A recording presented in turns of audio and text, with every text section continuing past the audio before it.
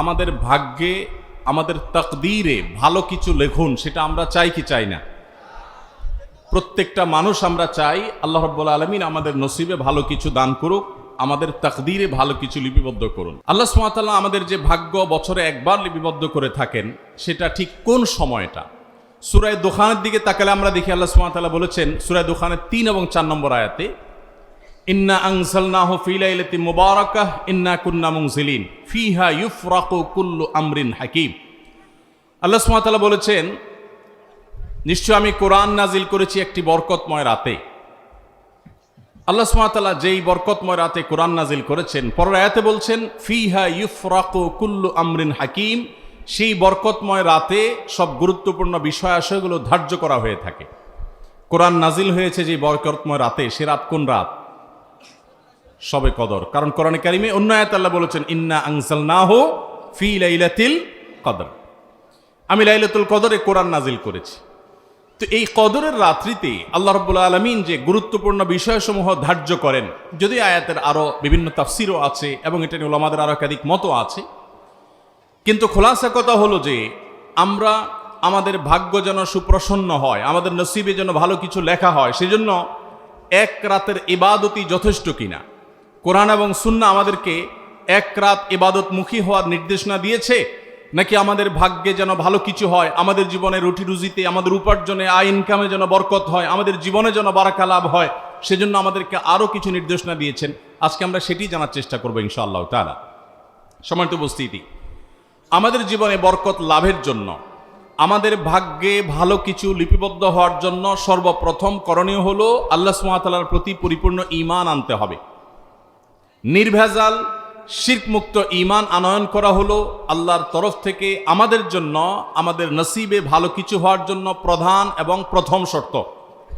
দুনিয়াতে একজন মানুষকে আল্লাহ সুবহানাহু ওয়া তাআলা বিপুল সম্পদ দিয়েছেন, অনেক আয় উপার্জনের পথ দিয়েছেন, কিন্তু তাকে যদি অনন্ত অসীমকালের জাহান্নামে আল্লাহ তাআলা নিক্ষেপ করেন, তাহলে তার এই আয় উপার্জন, তার বিপুল পরিমাণ, অঢেল পরিমাণ সম্পদের 2 পয়সার কোনো মূল্য থাকতে পারে না।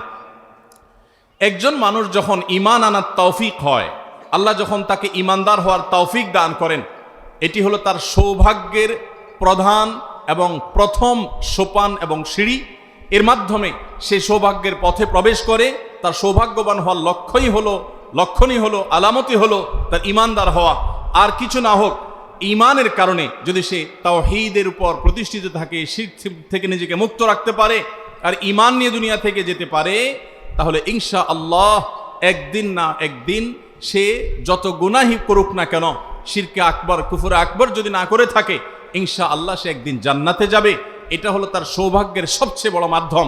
এই জন্য সৌভাগ্যশীল মানুষ হওয়ার জন্য সর্বপ্রথম শর্ত হলো ঈমান আনয়ন করা আল্লাহর প্রতি, আখিরাতের প্রতি, নবী রাসূলগণের প্রতি, আসমানি কিতাবসমূহের প্রতি। যে ঈমান হবে নির্ভেজাল, যে ঈমান হবে নিঃসংকোচে। আজ আমার স্কুল কলেজ পড়ুয়া সাধারণ অনেক ভাই বোনেরা আছেন, অনেক সাধারণ মুসলমানরা আমরা আছি, যাদের মধ্যে সংশয়বাদ কাজ করে। সৈয়দ আবুল হাসান আলী আন-নদভী রহমতুল্লাহি আলাইহি ভারতবর্ষের স্বনামধন্য এবং প্রথিতযশা আলেমে দ্বীন এবং আল্লাহওয়ালা মানুষগুলোর মধ্য থেকে একজন ছিলেন। সৈয়দ আবুল হাসান রহমতুল্লাহি আলাইহি মুসলিম বিশ্বের নোবেল খ্যাত বাদশাহ ফয়সাল অ্যাওয়ার্ড প্রাপ্ত ভারতবর্ষের হাতে গোনা কয়েকজন মনীষীর একজন ছিলেন।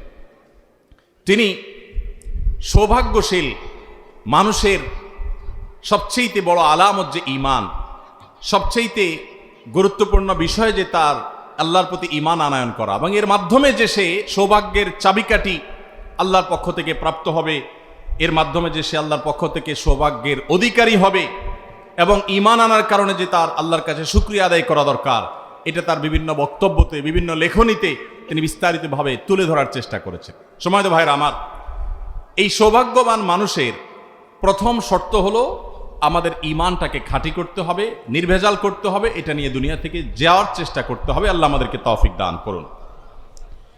দ্বিতীয়ত, সৌভাগ্যশীল মানুষ হওয়ার জন্য আমাদের সবাইকে সারা বছর আল্লাহর ইবাদত বন্দেগীতে মাশগুল থাকতে হবে, সকল প্রকার গুনাহ এবং হারাম থেকে বেঁচে থাকতে হবে। আমরা অনেকে আছি এক রাত ইবাদত বন্দেগী করে আল্লাহ রাব্বুল আলামিনকে আমাদের ভাগ্যের জন্য ভালো কিছু লেখা হয়, তার জন্য দোয়া করি, কান্নাকাটি করি এবং মনে করি এটা যথেষ্ট। এটা আমাদের একটি জীবনের ভুল এবং জীবনের একটা ভ্রান্ত ধারণা যে এক রাতের ইবাদত আমার সারা বছরের ইবাদতের জন্য যথেষ্ট হবে। প্রকৃত অর্থে আপনার আমাকে আমাদের ভাগ্যে যেন ভালো কিছু লেখা হয়, তার জন্য সারা বছর আল্লাহর ইবাদত বন্দেগী করতে হবে। আল্লাহ সুবহানাহু ওয়া তাআলা বলেছেন, ওয়ালাউ আন্না আহলাল কুরা আমানু ওয়াত্তাকাউ লাফাতাহনা আলাইহিম বারাকাতিম মিনাস সামা। যদি কোনো জনপদের লোকেরা ঈমান আনে এবং তাকওয়া অবলম্বন করে, আল্লাহ সুবহানাহু ওয়া তাআলা আসমান থেকে বরকতের সমস্ত দুয়ারগুলো, দরজাগুলো সব উন্মুক্ত করে দিবেন। অতএব ভাগ্য সুপ্রসন্ন হওয়ার জন্য ঈমান এবং তাকওয়া অবলম্বন করা, ঈমান আনা এবং তাকওয়া অবলম্বন করা জরুরি। আল্লাহ তাআলা আমাদের সবাইকে তাকওয়া অবলম্বন করার তৌফিক দান করুন। তাকওয়া হলো আল্লাহর সমস্ত আদেশগুলো মেনে চলা এবং সকল হারাম থেকে বেঁচে থাকা। এটা হলো তাকওয়ার খুলাসা, এটা হলো তাকওয়ার নির্যাস। এই তাকওয়া অবলম্বন করলে সেই লোক হবে প্রকৃত অর্থে আল্লাহর কাছে সৌভাগ্যশীল। সময়ত উপস্থিতি, আল্লাহ সুবহানাহু ওয়া তাআলার কাছে সৌভাগ্যের অধিকারী হতে হলে, তার কাছে এই বিষয়ে আবেদন করে সেটি মঞ্জুর করাতে হলে আমাদেরকে সারা বছর আল্লাহর দাসত্ব এবং গোলামি করতে হবে। আমরা ছোট একটা উপমা দিতে পারি। কোনো জনপ্রতিনিধি তার কোনো কর্মী যদি বছর জুড়ে তার কোনো খোঁজ খবর না থাকে, তার কোনো সময় কাজে না আসে, হঠাৎ করে যখন রেশন দেয়, হঠাৎ করে যখন তাকে বিভিন্ন লোকজনের জন্য নানা রকম সুযোগ সুবিধা দেওয়া হয়, কর্মী যদি তখন নেতা সাহেবের কাছে হাজির হয়ে যায়, নেতা সাহেব তখন তার উপরে বিরক্ত হবে, তাকে কিছু দিতে চাইবেন না, কারণ তাকে সারা বছর দেখা যায় নাই, শুধু ভাগ নেওয়ার সমস্যায় হাজির হয়ে গেছে।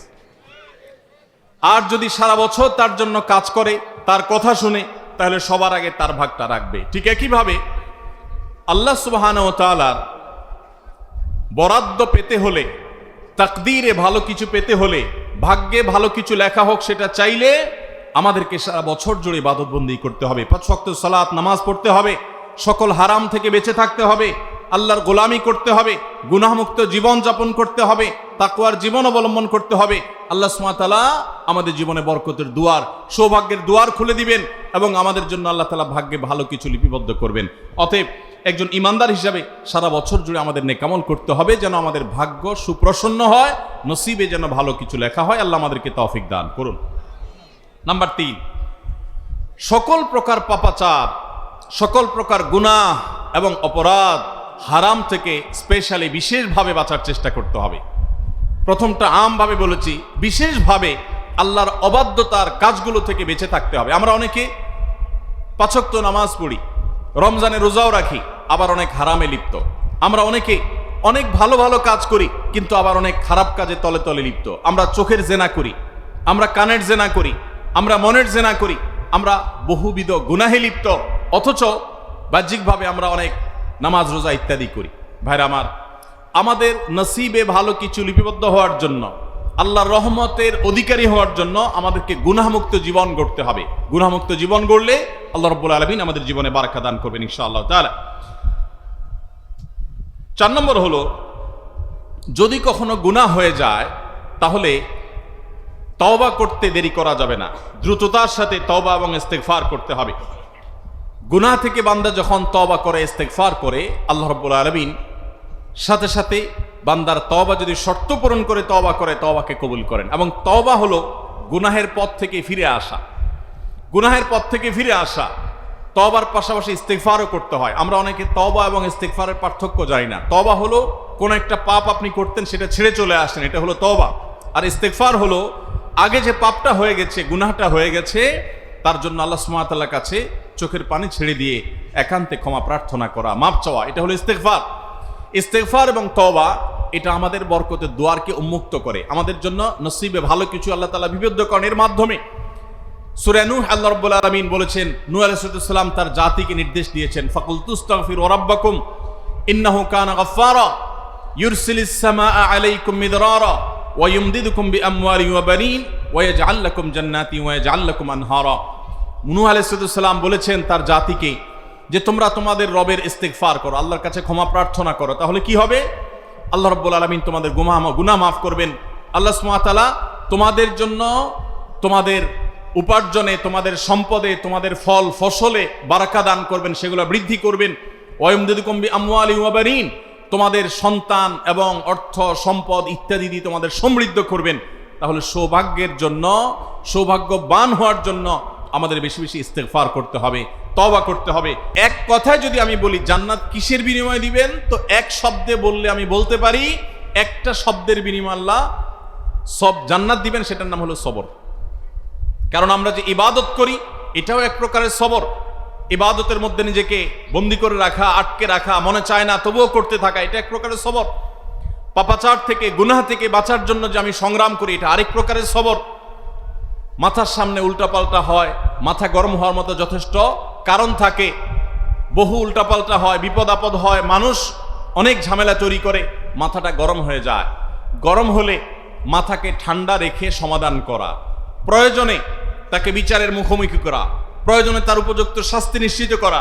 কিন্তু তাই বলে ইমানদার কখনো মুখ খারাপ করতে পারে না, ইমানদার কখনো তার রিয়্যাক্টটাকে ফাসিকের মতো করতে পারে না, গালিগালাজ করতে পারে না, অহেতুক ভাঙচুর করতে পারে না, তার জিদকে যেখানে সেখানে মেটাতে পারে না, বরং তাকে সবর করতে হয় এবং সবরের সাথে প্রত্যেকটা পরিস্থিতিকে মোকাবেলা করতে হয়।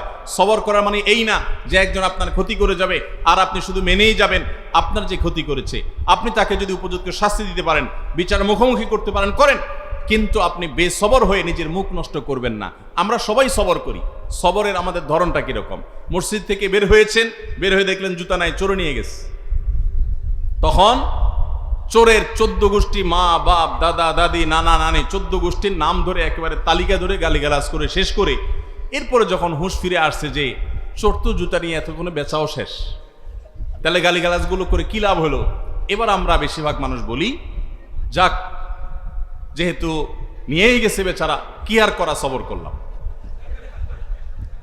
তো গালিগালাজ করে, ভাঙচুর করে, আছাড় পিছাড় করে এরপর মাথা একটু ঠান্ডা হওয়ার পরে যখন বলেন, বউকে বলেন, স্ত্রীকে যখন বলেন যাক যা হয়েছে হয়েছে বাদ দাও, আমি ভুলে গেলাম, এতক্ষণ গালিগালাজ করে এখন বলতেছেন আমি ভুলে গেলাম, এর নাম সবর না।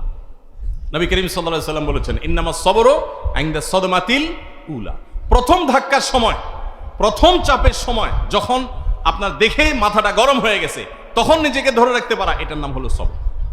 আল্লাহ তাআলা আমাদের সবাইকে সবর ইখতিয়ার করার তৌফিক দান করুন।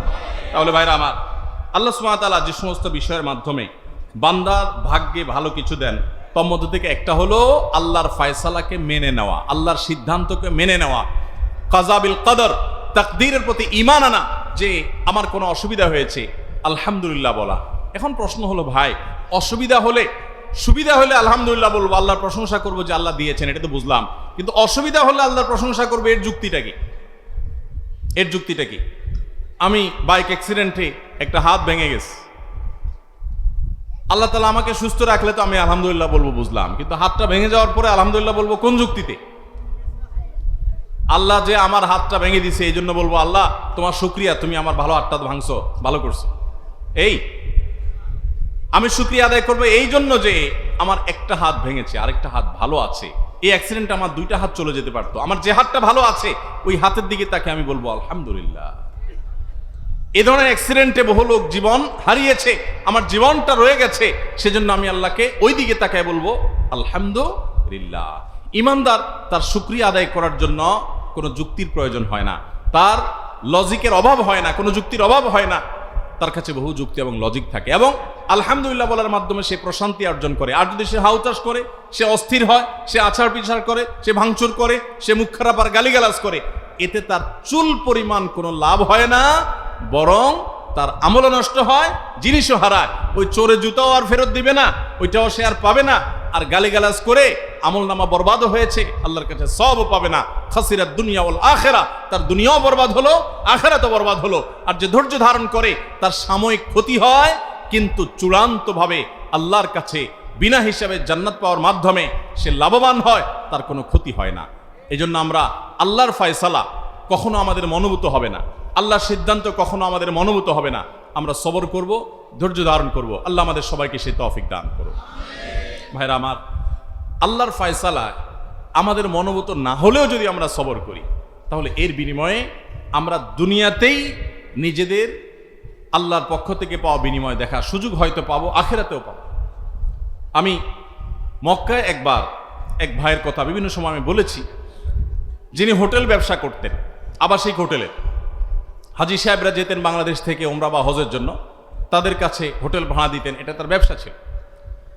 তো করোনার ঠিক আগে এই লোকটা হঠাৎ করে আমাকে বললেন যে ভাই মনটা খারাপ, বহু বছর আমি এই হোটেলটাতে ব্যবসা করি, মালিক সৌদি মালিকের সাথে আমার ভালো সম্পর্ক, তো আমি যে এই হোটেলটা সারা বছরের জন্য 1 মিলিয়ন রিয়াল দিয়ে ভাড়া নেই, আমারই স্বদেশী আরেক ভাই বাংলাদেশি আরেকজন সে মালিকের ফুসলায়া ফাসলায়া আরো 2 লক্ষ রিয়াল বাড়াই দিয়া সে হোটেলটা নিয়ে নিস। আমি 1 মিলিয়ন দিয়ে নিয়েও ব্যবসা ভালো করে করতে কষ্ট হয়, তারপর হারামের পাশে আছি, বেঁচে আছি, আল্লাহ শুকর। কিন্তু সে আরো 2 লাখ বাড়াই দিছে, তাকে দিয়ে দিছে, সেটা ব্যবসা আসলে করতে পারবে না, আমার ক্ষতি করা তার উদ্দেশ্য হয়তো বা। তো মন খারাপ, আমি দেশে চলে যাচ্ছি।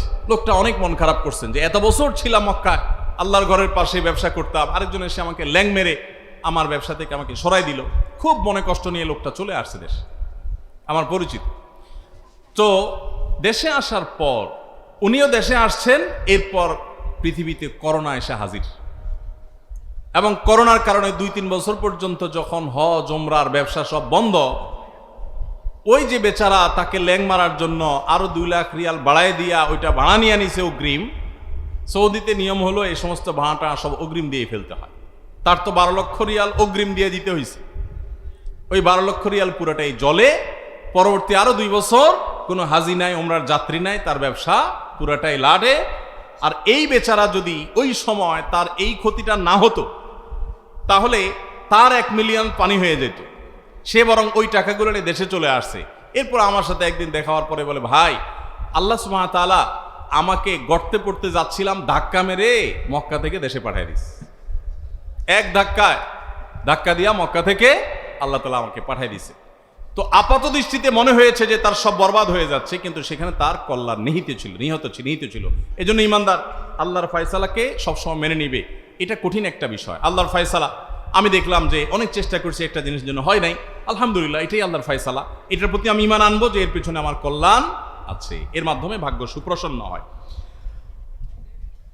এরপরে 6 নম্বর হলো হালাল হারাম বাজ বিচার করা।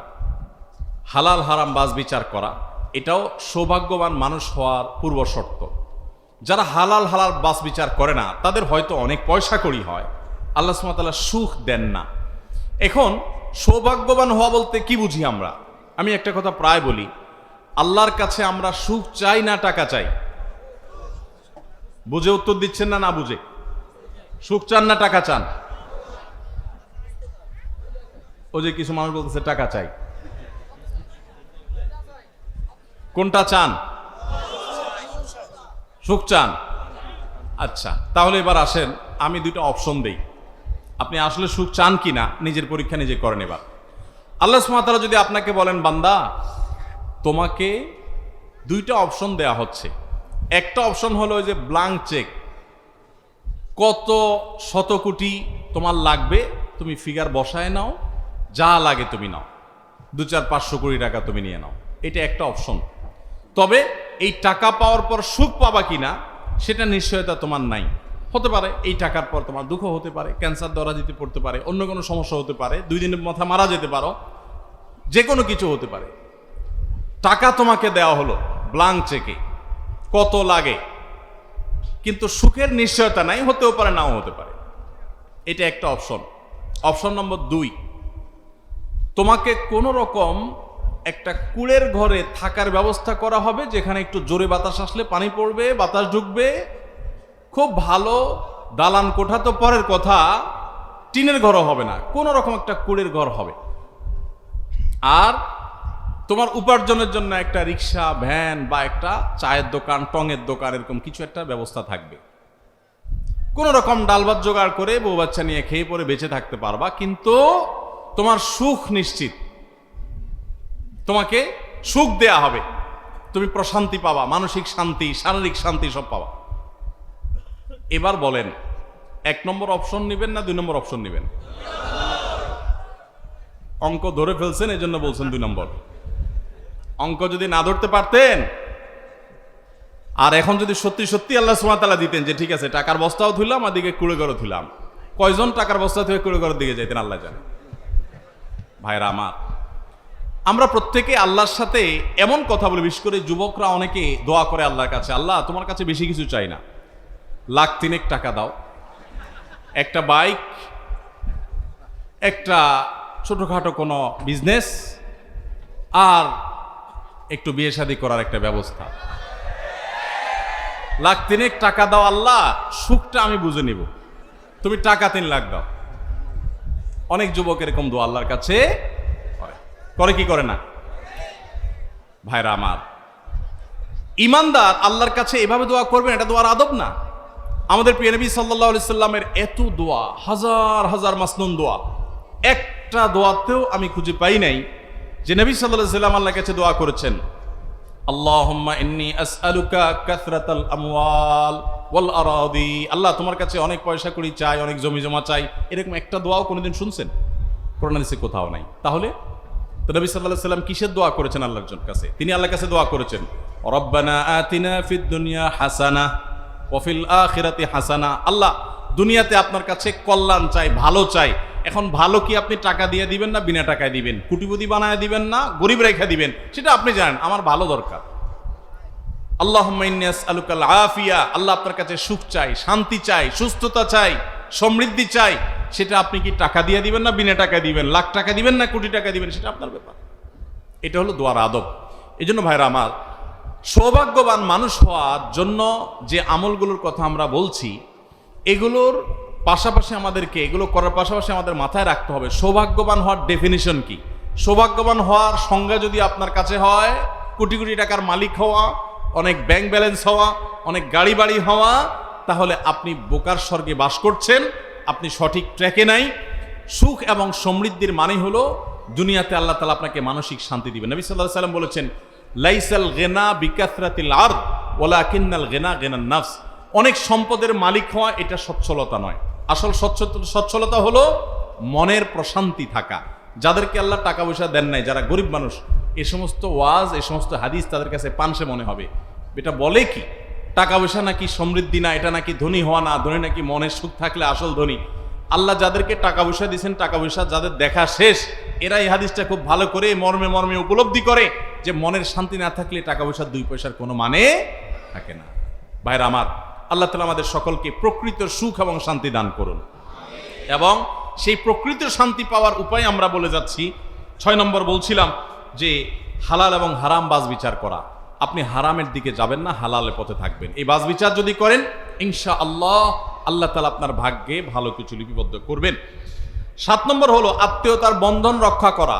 এর মাধ্যমে আপনার ভাগ্যে ভালো কিছু লেখা হবে। নবী করিম সাল্লাল্লাহু আলাইহি সাল্লাম বলেছেন, বুখারীতে বর্ণিত হয়েছে, মান সাররাহু আন ইউবসাতা লাহু ফি রিজকি আও ইউনসা লাহু ফি আথরি ফালিয়াসিল রাহিমা, যে ব্যক্তি চায় যে তার রিজিকে আল্লাহ তাআলা বরকত দান করুন, তার হায়াতে আল্লাহ তাআলা বরকত দান করুন, এটা কেউ যদি চায়, সেজন্য তার আত্মীয়তার সম্পর্ক এবং বন্ধনকে মজবুত করে, সংযুক্ত করে।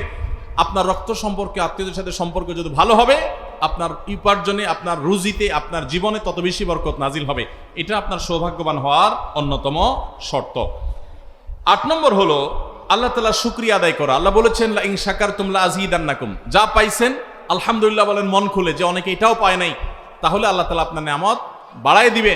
আর যদি নাশুকরি করেন, নিয়ামত তো বাড়বেই না, বরং আল্লাহর পক্ষ থেকে শাস্তি নিশ্চিত হবে। অতএব শুকরিয়া আদায় করলেও আল্লাহ তাআলা বাড়িয়ে দেন এবং আমাদের ভাগ্যে ভালো কিছু লেখা হয়। এবং 9 নম্বর হলো সামর্থ্য অনুযায়ী দান করা, সাদাকা করা। এবং দান সাদাকার মাধ্যমে আমরা অনেক সময় মনে করি যে আমাদের বোধহয় উপার্জন কমে যাবে। দান সাদাকার মাধ্যমে আল্লাহ তাআলা বরকত আরো বাড়িয়ে দেন।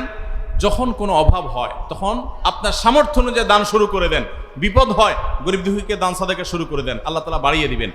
এবং এটা হলো ওই যে আমরা চাপ কলে যখন পানি তুলি, অনেক সময় বিভিন্ন মৌসুমে পানির লেয়ার অনেক নিচে নেমে যায়। যখন নিচে নেমে যায়, তখন নিজের জগে থাকা পানিগুলো ঢেলে দিতে হয়, তারপরে অনেক পানি উঠতে থাকে। আর যদি আমি চিন্তা করি না, জগে থাকাগুলো দেবো না, এমনি চাপতে থাকি, তাহলে সারাদিন চাপলেও পানি উঠবে না। এই জন্য আমার কোনো বিপদ থেকে উদ্ধারের জন্য আমার যা আছে সেখান থেকে সাধ্য অনুযায়ী দান করতে হবে। আল্লাহ সুবহানাহু ওয়া তাআলার পরে অফুরন্ত আমাকে দেয়া শুরু করবেন। অতএব ভাগ্য সুপ্রসন্ন হওয়ার জন্য, নসিবে ভালো কিছু লেখা হওয়ার জন্য আল্লাহর রাহে দানের অভ্যাস গড়ে তুলতে হবে। এই 9 আমলকে আমরা আবার এক নজরে বলে দিচ্ছি। 1 নম্বর, ঈমান আনয়ন করা। এটা হলো সৌভাগ্যের প্রথম শর্ত। তাহলে আপনি বলতে পারেন, এই যে পৃথিবীতে এত হাজার হাজার কোটি টাকার মালিক বিভিন্ন বেঈমানেরা, এবং পৃথিবীর উন্নত দেশগুলো যাদের মধ্যে ঈমান নাই তারা সুখের সাগরে হাবুডুবু খাচ্ছে আমরা দেখি, বা সুখের বাগানে তারা থাকছে, তাদের সুখের সমস্ত উপকরণ আছে। তো ঈমান আনা যদি সুখের এবং সৌভাগ্যের প্রথম শর্ত হয়, তো তাদের তো সেই শর্তই নেই, তারা এত সুখী কিভাবে হলো? ভাইরা আমার, এই জন্য আমার ওই মাঝের কথাগুলো আবার মনে রাখতে হবে যে সৌভাগ্যবান মানুষ হওয়া বলতে আমি কি বুঝি? আমি কি সুখী হওয়া বুঝি, নাকি অনেক বড় দালান কোঠা বুঝি? সুখী হওয়া যদি আপনি বুঝেন, তাহলে আমি নিশ্চিত করে বলতে পারি যাদের মধ্যে ঈমান নাই এরা মানসিকভাবে ঈমানদারদের তুলনায় কখনো সুখী হতে পারে। সারা পৃথিবীতে দেখবেন সুসাইড কেন্দ্র আছে, আত্মহত্যা কেন্দ্র আছে। আমাদের দেশেও যে আত্মহত্যা বেড়ে চলেছে, এটার মূল কারণ হলো আমরা ধর্ম থেকে, দিন থেকে সরে যাচ্ছি। ইসলাম থেকে মানুষ যত দূরে সরে যাবে তার ডিপ্রেশন তত বেশি হবে। আমাদের দেশের বাস্তবতা যদি বলি, আমরা আজ থেকে 20-50 বছর আগে আমাদের দেশে অবকাঠামোগত উন্নতি, কলকারখানা, চাকরির সুযোগ, ব্যবসা প্রতিষ্ঠান, এসব কিছু আগে বেশি ছিল না, এখন বাড়ছে। এখন বাড়ছে, কোনো সন্দেহ আছে? কিন্তু আত্মহত্যার পরিমাণ আগে বেশি ছিল না, এখন বেশি। তাহলে কি দাঁড়ালো? যে আমাদের সুখের উপকরণ, দালান কোঠা, রাস্তাঘাট, আমাদের চলাচলের বাহন, আমাদের জীবন মান সবকিছু উন্নত হয়েছে, কিন্তু আমরা সুখী হতে পারি নাই। সুখী হওয়া এক জিনিস, আর জীবন মান উন্নত হওয়া আরেক জিনিস। আপনি যদি প্রকৃতির সুখ চান, তাহলে আপনার প্রথম শর্ত হলো আল্লাহর প্রতি ঈমান আনতে হবে। দ্বিতীয়ত, এক রাতের ইবাদতে ভাগ্য সুপ্রসন্ন হয়ে যাবে এমনটি নয়, বরং সারা বছর জুড়ে ইবাদত করতে হবে। এক রাতের ইবাদত দিয়ে ভাগ্য সুপ্রসন্ন করার কথা কোরআন হাদিস আমাদেরকে বলেনি, বছর জুড়ে ইবাদত করতে হবে। তৃতীয়ত, সকল প্রকার গুনাহ পাপাচার থেকে বেঁচে থাকতে হবে। আল্লাহ তাআলা রহমত থেকে বঞ্চিত হয় মানুষ গুনাহ করলে, এজন্য গুনাহ থেকে বাঁচা, হারাম থেকে বাঁচা, চোখের জিনা ইত্যাদি থেকে বাঁচার চেষ্টা করতে হবে। 4 নম্বর হলো গুনাহ হয়ে গেলে সাথে সাথে তওবা এবং ইস্তিগফার করতে হবে। তওবা এবং ইস্তিগফার করলে আল্লাহ সুবহানাহু ওয়া তাআলার ওয়াদা সূরা নূহে আছে যে আল্লাহ সন্তানে, আল্লাহ সম্পদে, আল্লাহ ফসলে, আল্লাহ ব্যবসাতে সবকিছুতে আল্লাহ বারাকা দান করবেন, বৃষ্টি নাজিল করবেন, রহমতের বৃষ্টি, বরকত হবে জীবনে। সৌভাগ্যবান মানুষ হতে পারবে যদি মানুষ এই গুনাহ হওয়ার পর, পাপের পর যদি ইস্তিগফার করে, তওবা করে। 5 নম্বর হলো সবসময় আল্লাহর ফয়সালাকে মেনে নেওয়া। কষ্ট হলেও আমি যদি মেনে নেই, আল্লাহ সুবহানাহু ওয়া তাআলা আমার জীবনে বরকত দান করবেন এবং আমাকে সৌভাগ্যবান করবেন। এবং 6 নম্বর হলো আমাকে হালাল এবং হারাম এই দুইটার মধ্যে বাজ বিচার করে চলতে হবে। বেশিরভাগ মানুষ অবস্থা হলো আমরা টুপি দিতে রাজি আছি, ওয়াজ শুনতে রাজি আছি, কোরআন তেলাওয়াত শুনতে রাজি আছি, সবই ঠিক আছে, মাগার হারাম উপার্জন ছাড়তে আমরা রাজি না। শয়তান আমাদেরকে নানাভাবে প্রলোভন দেয় এবং সে প্রলোভনে আমরা পড়ে যাই। তো এটা দুর্ভাগ্যবান মানুষের লক্ষণ। সৌভাগ্যবান মানুষ হালালকে বেছে নেয়, পরিমাণে কম হোক, স্যাক্রিফাইস করা লাগুক, এর ভিতরে আল্লাহ তাআলা তাকে বরকত দান করেন। 7 নম্বর হলো আত্মীয়তার বন্ধন রক্ষা করা। আত্মীয়তার বন্ধন রক্ষা করলে আল্লাহ তাআলা জীবনে, হায়াতে, দুইটাতে বারাকা দান করেন এবং সৌভাগ্যবান মানুষ হতে পারে। 8 নম্বর হলো যেই কোনো নেয়ামত যতটুকুই পেয়েছি এটা পেয়ে আল্লাহ শুকরিয়া আদায় করতে হবে। শুকরিয়া আদায় করলে আল্লাহ তাআলা বাড়িয়ে দিবেন, বরকত হবে, সৌভাগ্যবান হওয়া যাবে। এবং 9 নম্বর সর্বশেষ হলো সাধ্য অনুযায়ী দান করা, সাদাকা করা। এর মাধ্যমে আল্লাহ তাআলা আমাদের ভাগ্যে ভালো কিছু দান করবেন। আল্লাহ সুবহানাহু ওয়া তাআলা আমাদের সবার নসিবে যেন ভালো কিছু লেখা হয় সেই তৌফিক দান করুন। ভাইরা আমার, দুনিয়াতে যদি আমার নসিবে উল্লেখযোগ্য বা আমার কাঙ্ক্ষিত সম্পদ, টাকা পয়সা আল্লাহ তাআলা না দেন, আর যদি আল্লাহ সুবহানাহু ওয়া তাআলা আমার নসিবে জান্নাতটা লিখে দেন, এই আমার ডিলটা লাভজনক হলো না লসের হলো? সারা জীবনের কষ্টের বিনিময়ে যদি অনন্ত অসীমকালের জান্নাত পেয়ে যাই, লাভ হলো না লস হলো? অতএব আল্লাহ সুবহানাহু ওয়া তাআলার কাছে সৌভাগ্যবান মানুষের কাতারে শামিল হওয়ার জন্য তাকওয়া অবলম্বন করতে থাকা, নেক আমল করতে থাকা। আল্লাহ সুবহানাহু ওয়া তাআলা বলেছেন, মান আমিলা সালিহাম মিন যাকারিন আও উনসা ফালানুহইয়ান্নাহু হায়াতান তাইয়্যিবা। পবিত্র এবং সৌভাগ্যবান মানুষের জীবন আল্লাহ তাআলা দিবেন তখনই যখন ঈমানের সাথে নেক আমল যুক্ত হবে। ভাইরা আমার, সালহাতু সাঙ্গেবুদি দিল খারাস আজমুদে এক জামানা খাকে বাস। একজন কবি বলেছেন, বহু বছর তো তুমি পাথর হয়েছিলে, একটু মাটি হয়ে দেখো। দুনিয়া খাই বহু করেছি আমরা, আসুন একটু আল্লাহর গোলামি করতে শিখি, চোখের পানি ফেলতে শিখি, তওবা ইস্তেগফার করতে শিখি, আল্লাহমুখী হয়ে যাই, দুনিয়ার চাহিদাকে ছুঁড়ে ফেলে দেই, চাহিদা একদম জিরো করে ফেলি। আমি শপথ করে বলতে পারি আপনি সৌভাগ্য নিজের চোখে দেখতে পাবেন ইনশাআল্লাহ। আল্লাহ সুবহানাহু ওয়া তাআলা আমাদের সবাইকে সৌভাগ্যবান মানুষের কাতারে শামিল হওয়ার তৌফিক দান করুন। সবাই সৌভাগ্যবান মানুষের কাতারে শামিল হওয়ার জন্য এই 9টি আমলকে আমরা আঁকড়ে ধরি, এগুলো আমরা বেশি বেশি করার চেষ্টা করি এবং সবর সহ অন্যান্য আমল যেগুলো আল্লাহর ফয়সালাকে মেনে নেওয়া কঠিন হয় সে প্রসঙ্গে সবরের কথা আমরা বলেছি। এই সব আমলগুলোকে আমরা ধারণ করার চেষ্টা করি। আল্লাহ রাব্বুল আলামিন আপনাকে আমাকে আমাদের সবাইকে আমলের তৌফিক দান করুন। জাযাকুমুল্লাহু খায়রা ওয়া আখিরু দাওয়ানা আলহামদুলিল্লাহি রাব্বিল আলামিন।